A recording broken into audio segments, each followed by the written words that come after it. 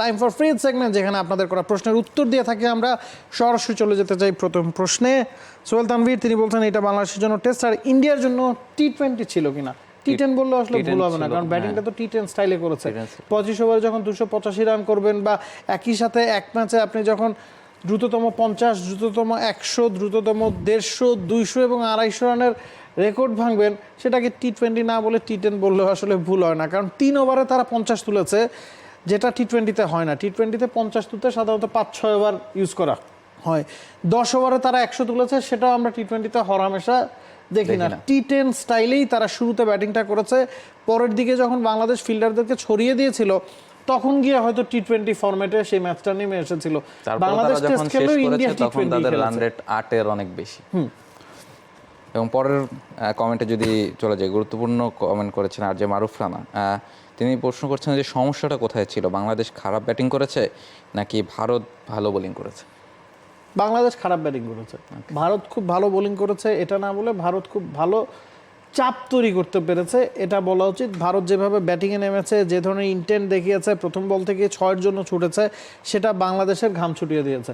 Bangladesh test ক্রিকেটে কখনো এই ধরনের পরিস্থিতি ফেস করেনি, এবং হঠাৎ উদ্ভূত ওই সিচুয়েশনের জবাবটা কিভাবে দিতে হবে সেটা বাংলাদেশের জানা ছিল। ভারতের ব্যাটিংটাও মনে হয় বাংলাদেশের ব্যাটারদের উপর চাপ তৈরি করেছে যে আরে এইভাবে ব্যাটিং করতেছে, আমরা এখন কি করব, এরকম একটা। এবং বোলিংয়ের ক্ষেত্রেও পঞ্চম দিনের উইকেট বলতে আপনি যেটা বোঝান, সেটা কিন্তু কানপুরে ছিল না, কারণ 2.5 থেকে 3 দিনই বৃষ্টির কারণে খেলা হয়নি। সো পঞ্চম দিনের উইকেট বলতে আমরা বোঝাই 4 দিন ইউজ করার পরে পঞ্চম দিনের উইকেটে অনেক বেশি ক্র্যাক থাকবে, রাফ থাকবে, সেই জিনিসগুলো কি আসলে ছিল না। ভারত যেভাবে বাংলাদেশের উপর কন্টিনিউয়াস প্রেশার ক্রিয়েট করে গেছে, সেই প্রেশারেই ব্যাটসম্যানরা উইকেট দিয়ে এসেছেন। ভারত চাপ তৈরি করেছে, বাংলাদেশের ব্যাটসম্যানরাও খারাপ ব্যাটিং করেছে। এক্স্যাক্টলি। পরের প্রশ্নটা অনেক বড়, তবে গুরুত্বপূর্ণ একটা প্রশ্ন তিনি করেছেন। টি স্পোর্টসকে প্রশ্ন, আশা করি উত্তর দেবেন। ক্রিকেটে শর্ট সিলেকশন ও মাইন্ডসেট কতটা গুরুত্বপূর্ণ? আমাদের প্লেয়াররা কি এটা নিয়ে কাজ করে না? আমরা প্রায় 20 বছর ধরে টেস্ট ক্রিকেট খেলছি, আমরা জানি না যে কোন সময় কোন শট খেলা উচিত। বিশেষ করে লাঞ্চ ব্রেকের আগে মুশফিকের বুমরার বলে এমন শটের ব্যাখ্যা কি, যেখানে তিনি প্রায় 17 বছর ধরে ক্রিকেট খেলছেন। শুধু মুশফিক না, লিটন, সাকিব তারাও ভুল করেছে। তাছাড়া শান্ত রিভার্স সুইপ ও মমিনুলের লেগ স্লিপে ফিল্ডার থাকা সত্ত্বেও এমন শট বেমানান। ভুল শট সিলেকশন ও মাইন্ডসেট সিরিজ হারের কারণ। আপনাদের মতামত কি? একেবারে টু দ্য পয়েন্ট পুরো সিরিজের র্যাপ আপটা তিনি টেনেছেন। সেখানে সাকিবের স্লক সুইপ, লিটনের সুইপ, শান্তর রিভার্স সুইপ, বা মুশফিকের লাঞ্চের আগের বলে 5 বল খালেদ ব্যাটিং করার পরও শেষ বলে চার্জ করে আউট হয়ে আসা, সব কিছুই আপনি তুলে এনেছেন, এবং প্রতিটাই টু দ্য পয়েন্টে আপনি তুলে এনেছেন। শর্ট সিলেকশন বাংলাদেশের জন্য টেস্ট ক্রিকেটে সবসময়ই বড় একটা দুর্বলতার জায়গা। মাইন্ড সেট আপের কারণেই, কিছুক্ষণ আগে যে কথাটা বলছিলাম, ভারত যে প্রেশারটা ক্রিয়েট করেছে, সেখানে বাংলাদেশ সেটার উত্তর দিতে পারেনি। ওই জায়গায়ও বাংলাদেশের সমস্যা আছে। আমি সবসময় মনে করি, বা আরও একবার বলি, বাংলাদেশ টেস্ট ক্রিকেটে অনেকখানি পিছিয়ে থাকে। এর কারণ বাংলাদেশের প্রতিপক্ষের 12টা উইকেট নিতে হয় মিনিমাম, কারণ আমরা 2টা ক্যাচ ছাড়ি। 10 উইকেটের জায়গায় আমাদের 12 উইকেট নিতে হয়, এবং ব্যাটিংয়ে প্রতিপক্ষের আমাদের চেয়ে 8 উইকেটের বেশি নেওয়ার প্রয়োজন পড়ে না, কারণ কমপক্ষে 2টা উইকেট আমরা গিফট দিয়ে আসি। কমই বললাম, আরো বেশি কথা, এখানে 2টা উইকেট না, কিন্তু তার চেয়ে বেশি উইকেট গিফট দেওয়া হয়েছে।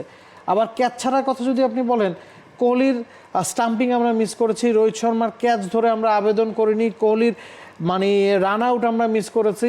তার মানে হচ্ছে আমাদেরকে 10টা উইকেট নেওয়ার জন্য অন্তত 13-14টা সুযোগ তৈরি করতে হয়, এবং প্রতিপক্ষের আমাদের 10 উইকেট নেওয়ার জন্য 7-4টা সুযোগ তৈরি করতে হয়। অন্যদিকে আবার সাকিব লিটন যেভাবে আউট হয়েছেন, সেটাও কিন্তু অনেকটা হাফ চান্স ছিল, এবং ভারতের ফিল্ডাররা সেটা নিয়েছেন, ফলে বোলারদের জন্য অনেক ইজি হয়ে যায় কাজটা।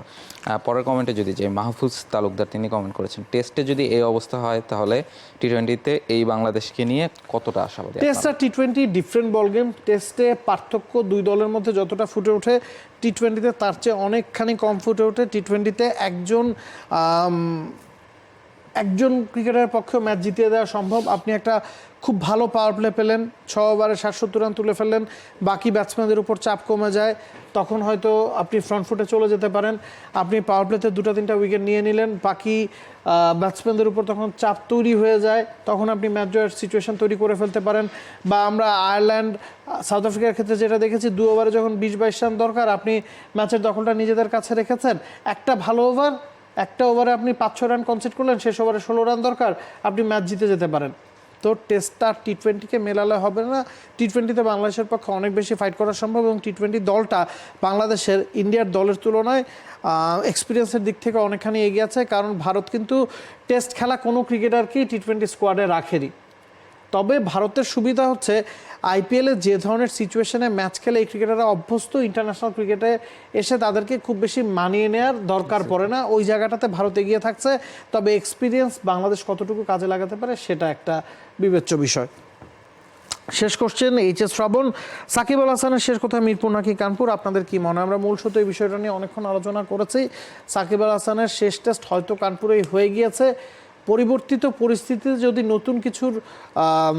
নতুন কোনো সলিউশন না আসে, এখন পর্যন্ত মনে হচ্ছে কানপুরেই সাকিব তার শেষ টেস্টটা খেলে ফেলেছেন।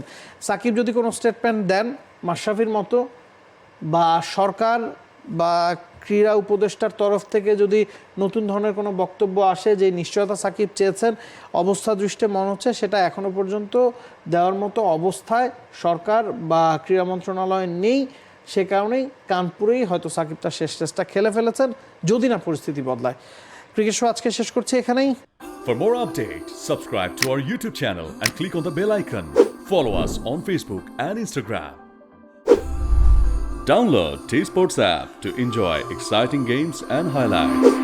Visit tsports.com.